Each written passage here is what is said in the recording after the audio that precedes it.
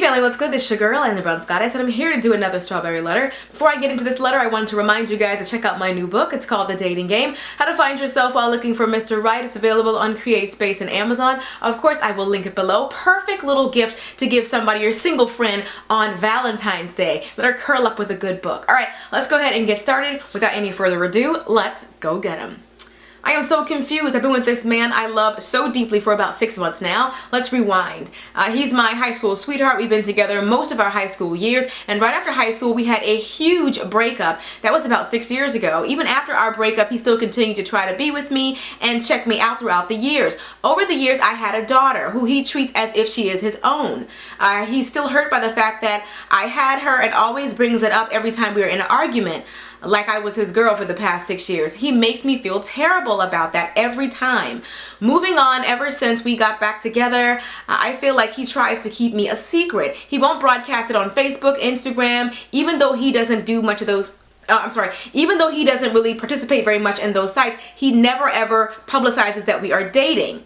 His mother has wanted us to be together ever since high school, and I've even traveled to meet his distant family recently. However, he doesn't take the time to bring me around his friends or take me out, and he goes out every single weekend. She put that in all caps. I mean every single weekend. I feel ignored. I feel like he's embarrassed of me. He says 2016 is our year, and he wants to get married and move me into his house. I'm confused about that because why wouldn't he want to broadcast how much he loves me right now? He does tell me every day, but I feel like he's trying to hide our relationship from someone. I just don't know who. What should I do?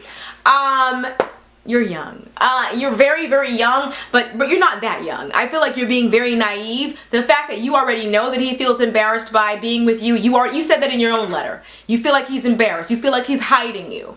So what's the point? Why be with someone who is embarrassed to be with you? And the thing that really bothers me the most in your whole strawberry letter, not even that, believe it or not, what bothers me is that you let this man make you feel bad about your child. You weren't with him for 6 years, and in that 6 years you had a baby by somebody else. How are you going to let somebody make you feel bad about your baby? Forget him. He wasn't even your man at the time. You didn't cheat on him. I don't understand how he managed to get into your head enough to make you feel bad about going on with your life. You mean to tell me he was sitting around lonely, not dating anyone the 6 years you two weren't together? Now his indiscretions may not have resulted in a baby, but you mean to tell me he was faithful to you the 6 years you guys weren't together? So why is it he making you feel bad about this? Like, I don't understand that. Because to me, in one breath, you say he treats her like she is his own. And in the next breath, you say, well, he makes me feel bad about her. He brings her up every time we have an argument. So which one is it? Because that's my thing. When it comes to dating and you already have a child, you have to look at dating in a totally different way. This is not just, I think he'll be great for me. He has to be a great fit for us. You and your daughter are now a package deal. If he doesn't fully accept her and love her as if she truly is his own, and to me, loving her like she's his own is not bringing it up every time you guys have an argument. I feel like you are focusing on the wrong thing.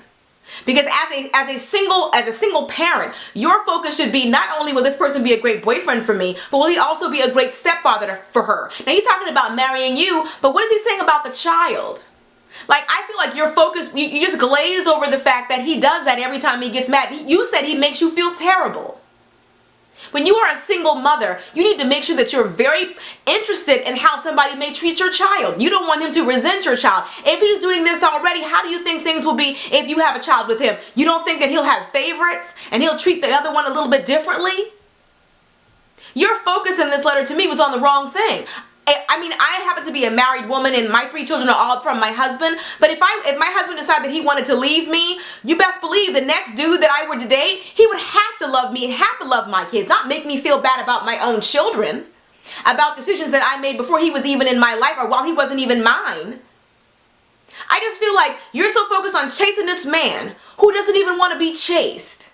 I don't care if you met his mom. You know how many times dudes bring girls over to meet their mom? That's how they can make you feel like that you're serious. Some mothers have met hundreds of girls, plenty of girls. That doesn't necessarily mean anything these days. It doesn't mean everything. He hasn't brought you around his friends. He hasn't fully immersed you in his life. I talk about it more in my book, Signs That You Know That He's Into You. There's a whole chapter about how to know if he's into you. And one of them is when he fully immerses you in his life, his day-to-day life. He's calling you every single day. You're going out to lunch. You met his friend. You met his mom. When he fully immerses you in his life, that's how you know that he's into you. And when you talk about plans for the future, he's including you too. Talking about we're gonna get married next year when he can't even make the small step for putting you on Facebook. I put a post on this on Instagram the other day. It was a meme that said social media doesn't ruin people's relationship. It's acting single on them that does. And I think that's what he's trying to do. You say he's not really active on his Instagram. He's not really active on his Facebook. How do you know who he's DMing? How do you know who he's private messaging? And to the outward appearance, he looks like he's a single man. I feel like, and I'm going to be honest and I'm going to be very blunt because I feel like you need to get it this way. You are in a relationship all by yourself. You think you have a boyfriend. He doesn't even take you anywhere. You said that he goes out, you put it in all caps, religiously every single weekend. I mean every single weekend. That's what you said. And you mean to tell me he can't carve out a little bit of time for you and your daughter?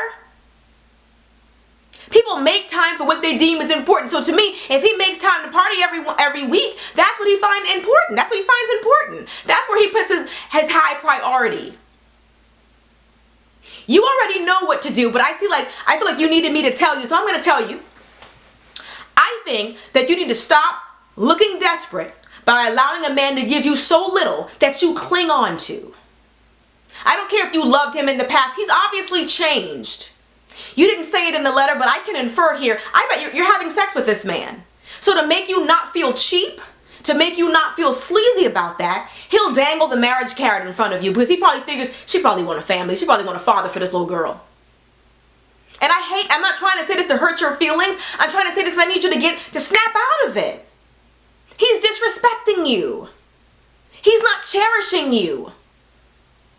When you're thinking about a man who's trying to pursue you, think about how much God loves you. God loves you so much that he knows exactly how many hairs you have on your head. So you mean to tell me God took all that consideration before you were even in your mother's womb, he knew you. So God went through all of this trouble to create you out of millions of sperm. He created you. All of this to give you this dude right here who don't even take you out on the weekend, who makes you feel bad about your own child.